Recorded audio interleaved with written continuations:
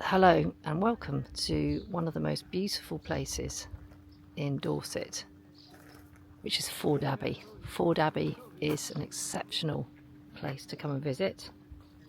Part of the Historic Houses scheme, or you can join the Abbey, or you can just pay to come in. And it's located just into Dorset, actually, on the Dorset-Somerset border. And it's a former Cistercian monastery, dating right back, I think it's to the 12th century or so. It's quite old, and it's now owned by a family who open it up. It's open quite a lot. Sometimes it's just the garden, sometimes it's the house, but the buildings, as you can see, are exquisite. It's quite busy today, but we're going to do a little tour around the gardens and show you why it's such a special place.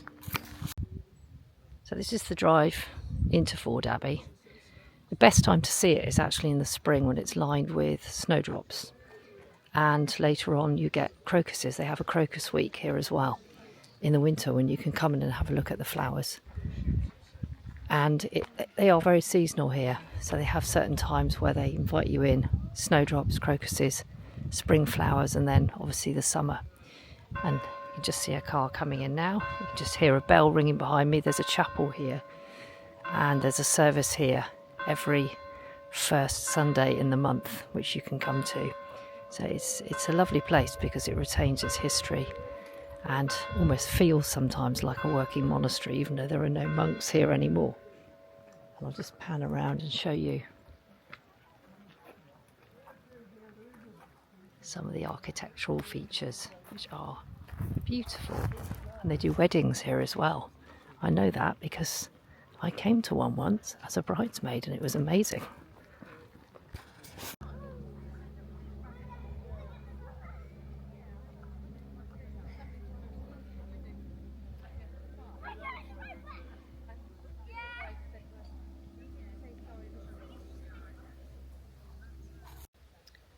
Everywhere you go in the garden, there are little secrets, like this avenue here with beautiful grasses.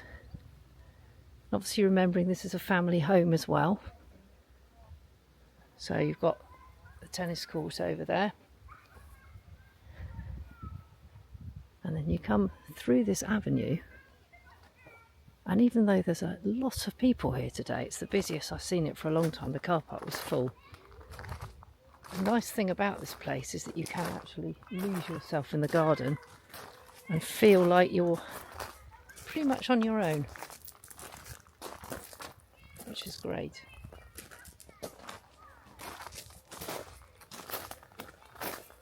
And this little item up ahead is a font from the monastery.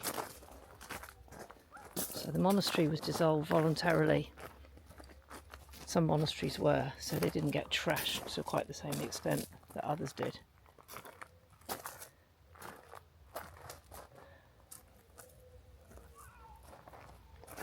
There are bits of the monastery incorporated into the garden. And then up here is a statue, a commemoration really of one of the owners, Mark Roper, who put an enormous amount into making this place what it is. In fact, this bit's new. I've not seen these posts before. That's a new addition.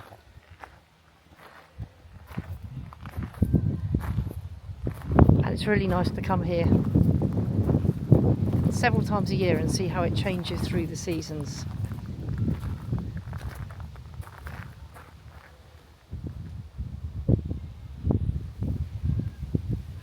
And beyond the garden, I'll just pan over here to show you. We've got open fields, and often you get beautiful, I think they're red Devon cattle actually, grazing. And just through the trees here you can see the monastic buildings, and that rumbling noise is the London Waterloo line.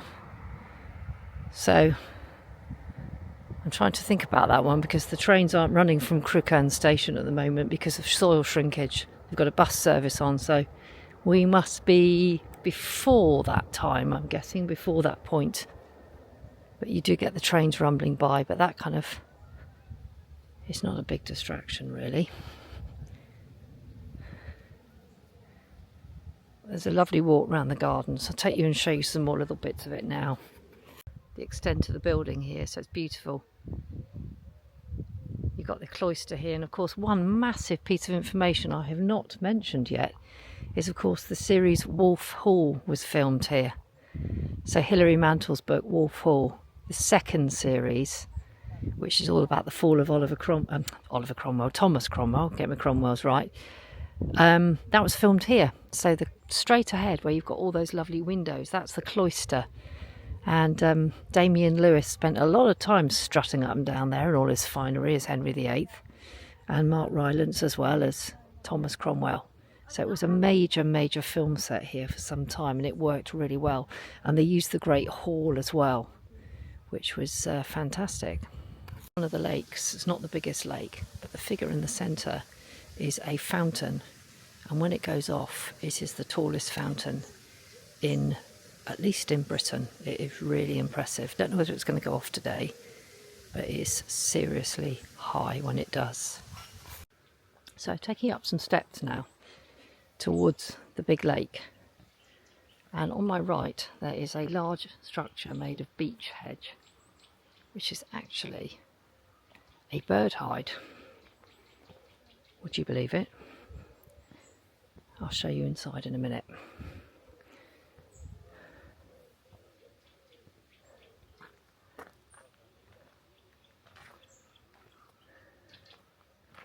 And here we are, inside the bird hide, entirely made out of beech trees, and you can see the lake from the hide,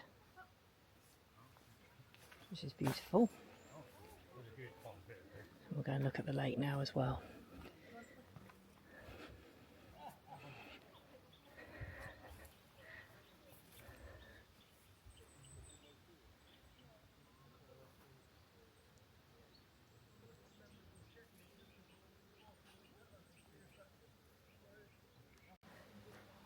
We're now coming to my favourite part of the Forde Abbey garden, which is the bog garden. And it's amazing because if you come here in the winter, you just got all the little streams and the bridges and everything looks a bit dead. But it's just sleeping. When you come here in the summer, as in now, you are assaulted by, not literally, your senses are assaulted by enormous plants like giant gunnera. Look at these. Positively primeval.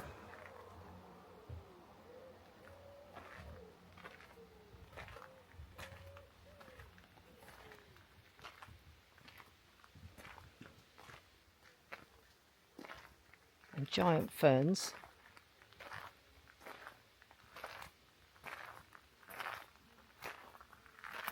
And huge hostas. Just to give you an idea about how massive everything is. There he is, standing next to a big gunnera. He looks like a giant plant. A big blue weed, not really.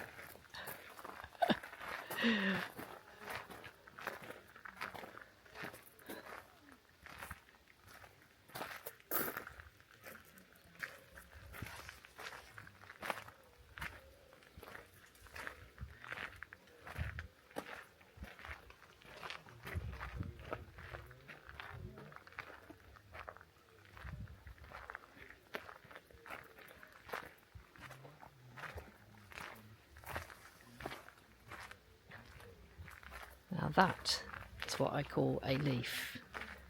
Let's just put my hand out in front of me. See how tiny my hand is?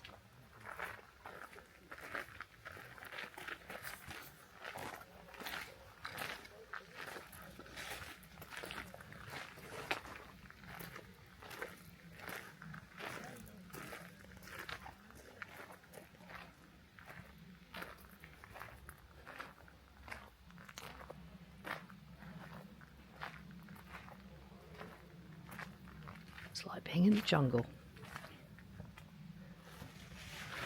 And it's got these very useful walkways as well, which go straight over the boggy ground. Considering we've had such a dry spring and summer, it's done very well. Everything seems to have survived.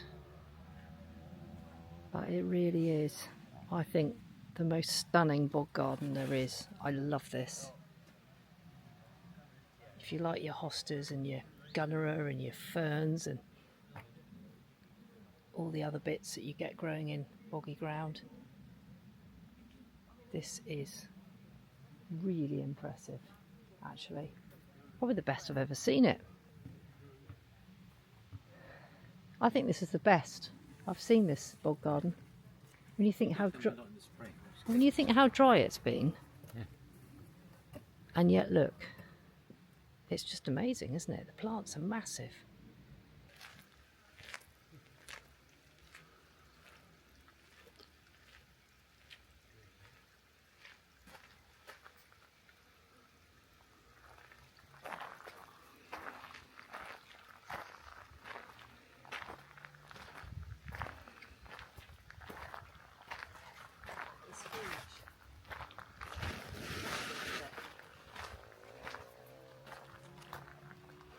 Can't get over the size of that leaf.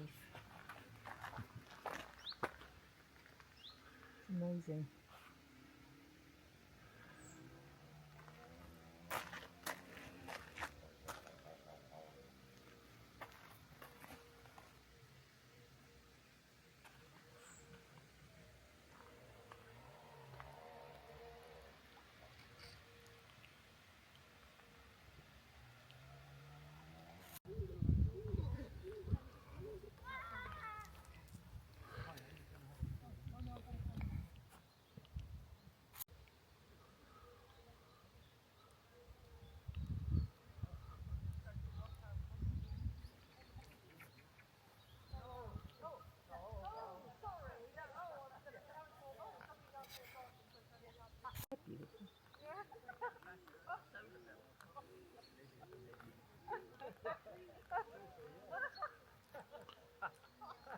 You don't know what it is. If you, yeah, good luck.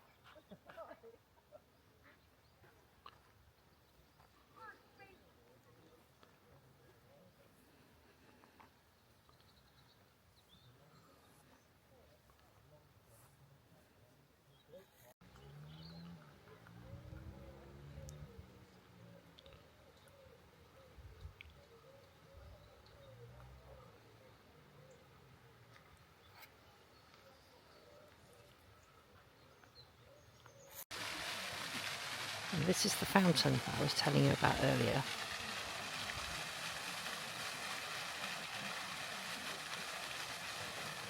Which at the moment isn't very big, but just wait. And there she goes.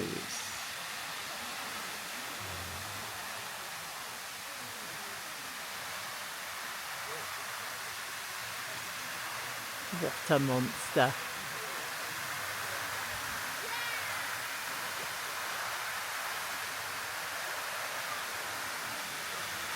Now that is a beast.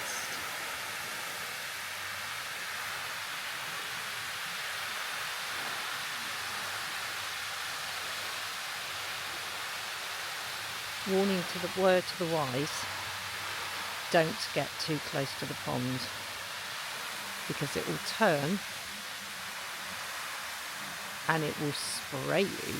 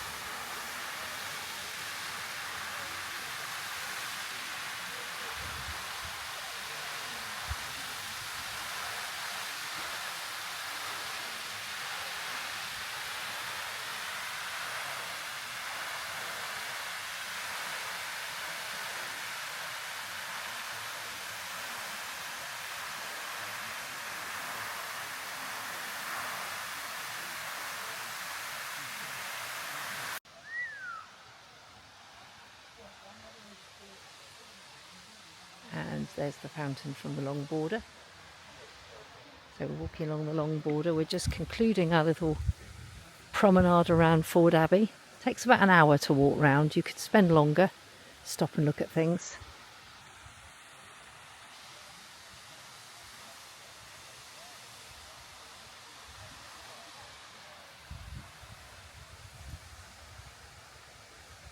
I definitely recommend it if you're holidaying in the southwest of England